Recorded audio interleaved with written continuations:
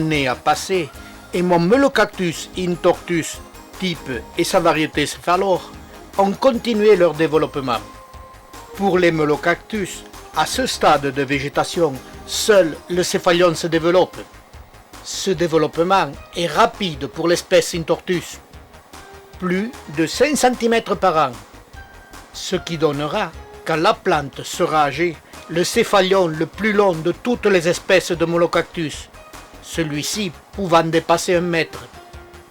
La première année, au mois de septembre, mes jeunes céphalions m'ont donné les premiers fruits. J'ai semé les graines immédiatement. Au printemps suivant, j'ai greffé les plantules. 1 an après, elles ont près de 5 cm de diamètre. Le plus important, c'est que les plantules de l'espèce type ont toutes les aiguillons rouges.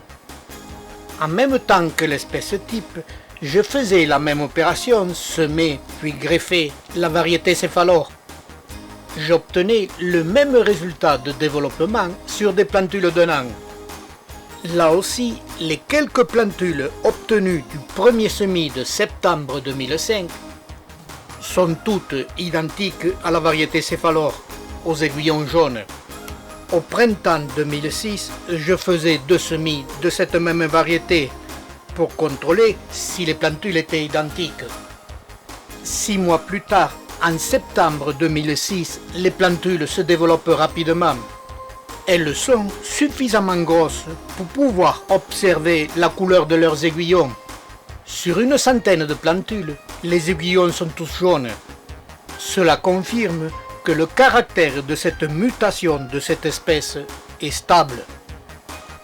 Avec le semis, je contrôlerai une année supplémentaire et je pourrai officialiser l'appellation Melocactus intortus variété céphalore.